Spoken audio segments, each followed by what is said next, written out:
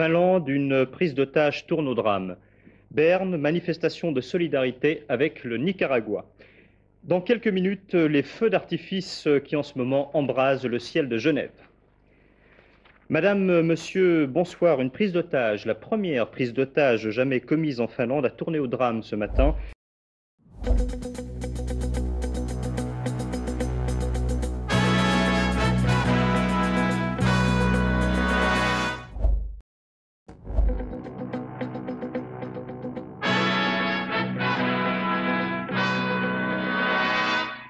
Madame, Monsieur, bonsoir. Confusion et vive tension ce soir en Roumanie où la démission annoncée du Premier ministre.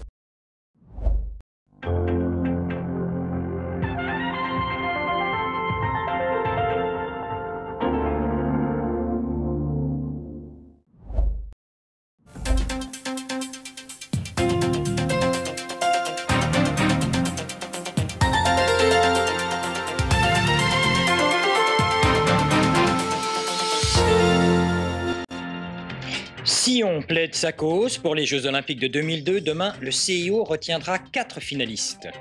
Rose Kennedy est morte, elle avait 104 ans, c'était la mère Courage du clan Kennedy. Grève probable à Givaudan-Roure, à Vernier, le climat social s'est détérioré dans cette entreprise chimique. Madame, Monsieur, bonjour. Il y a 9 candidats, le comité olympique va en retenir 4.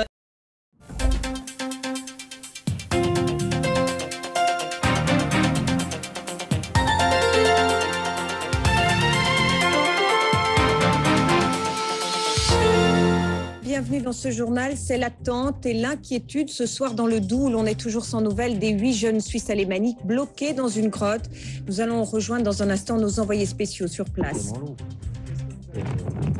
Pavel Borodin a retrouvé Genève aujourd'hui mais a joué la carte du silence devant le juge. Le CICR est inquiet, la situation devient intenable pour les populations civiles en Macédoine. La longue attente se poursuit, insoutenable pour les familles et les proches des 8 jeunes gens.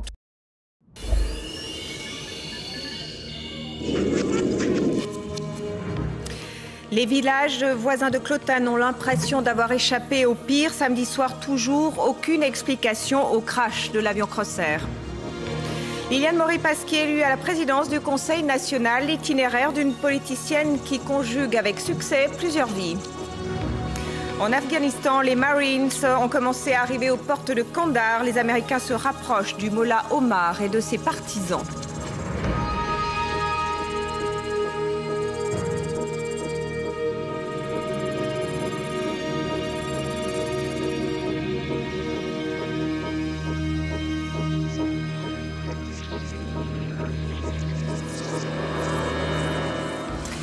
Madame, Monsieur, bonsoir.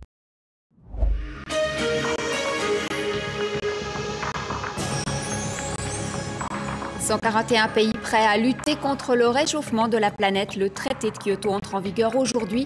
On en parle avec Philippe Roch. Le Liban porte en terre son ancien Premier ministre Rafik Hariri. Des funérailles inofficielles qui ont réuni des centaines de milliers de personnes à Beyrouth. Et puis nous irons à Vezona où se tient un festival musical un peu particulier. Il réunit une vingtaine de jeunes prodiges, tous styles confondus.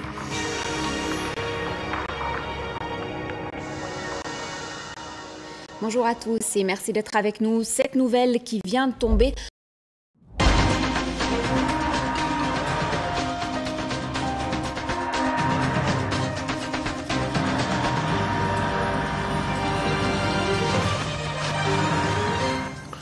Mesdames, Messieurs, bonsoir. Voici les titres de ce lundi 9 octobre.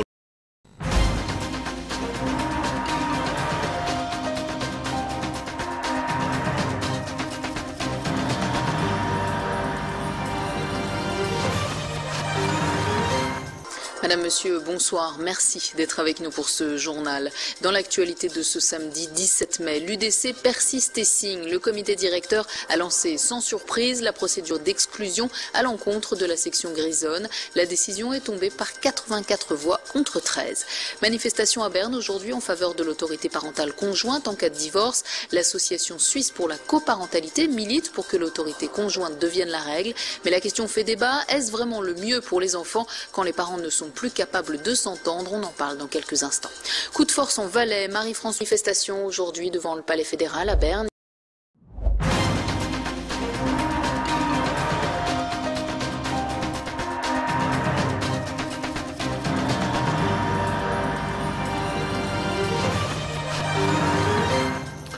Mesdames, Messieurs, bonsoir. Un père de famille de Saint-Sulpice a été retrouvé mort à Bari, près de Voie Ferrée.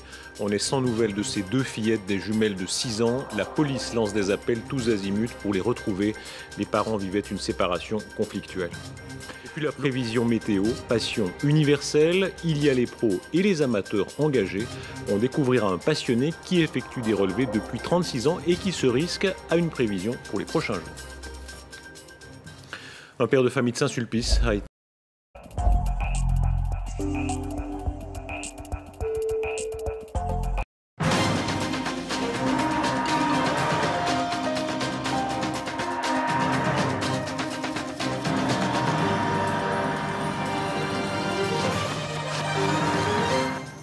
Bonsoir à tous, bienvenue dans ce journal. Voici les titres de l'actualité. L'UDC s'en prend aux juges étrangers. Le parti veut défendre le droit suisse contre le droit international. Il met en cause l'influence grandissante de la Cour européenne des droits de l'homme ou de l'OCDE sur les lois helvétiques. L'UDC envisage le lancement d'une initiative populaire. Et le retour à la compétition de Roger Federer au tournoi de Cincinnati. Morale retrouvée, douleur au dos passé. Le numéro 5 mondial espère conserver son titre 1 an après sa victoire.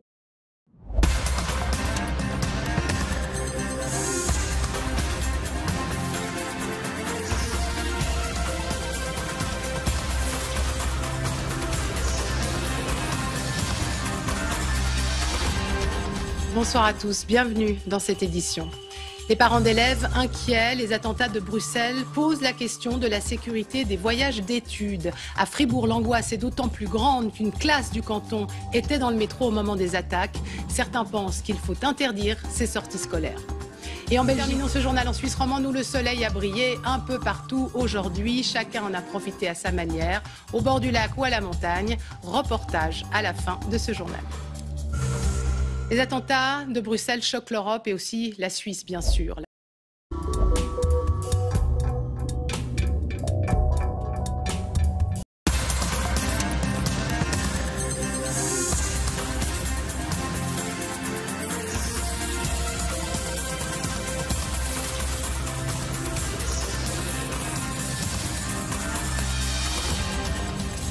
Bonsoir, bienvenue dans ce 19h30. La situation est critique, mais c'est au canton d'agir, annonce le Conseil fédéral. La hausse exponentielle des cas ne se traduit pas encore par une suroccupation des hôpitaux. Alain Berset nous dira que la solution est toujours dans les mains des autorités cantonales et de la population. Enfin, 30 ans après la mort du chanteur de Queen, Freddie Mercury, nous retournerons chez lui à Montreux avec ceux qui l'aidaient à décorer ce qui aura été son dernier appartement. La situation est critique, mais il est trop tôt pour agir au plan national. C'est le message du Conseil fédéral aujourd'hui.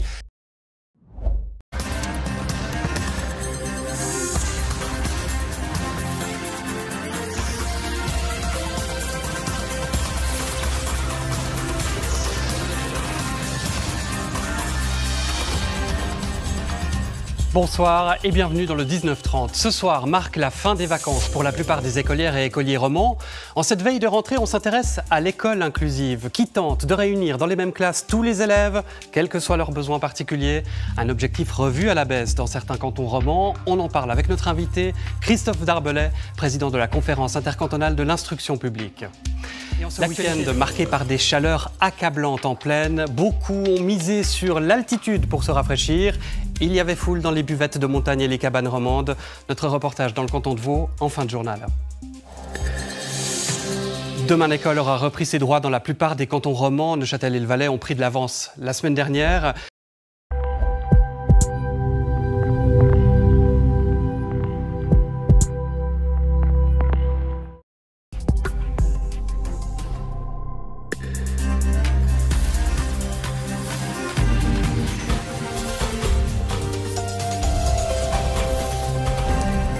Bonsoir et bienvenue. Le 19h30 vous accueille dans un nouveau décor dès ce soir. On va parler d'abord de la rentrée scolaire qui a eu lieu aujourd'hui pour une majorité d'élèves de Suisse romande. Une rentrée marquée par la canicule. Il est parfois difficile de protéger les écoles de la chaleur. Nous verrons comment l'architecture peut s'adapter avec notre invité Stéphane Emery.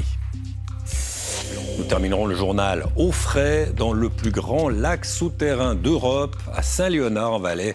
Et les visiteurs profitent du décor, bien sûr, mais aussi de l'incomparable fraîcheur des lieux. C'est une rentrée caniculaire qu'ont vécu aujourd'hui des milliers d'élèves dans le canton de Genève, de Vaud, dans le Jura, dans le canton de Berne, dans certaines régions également. Des températures qui auront pu leur rappeler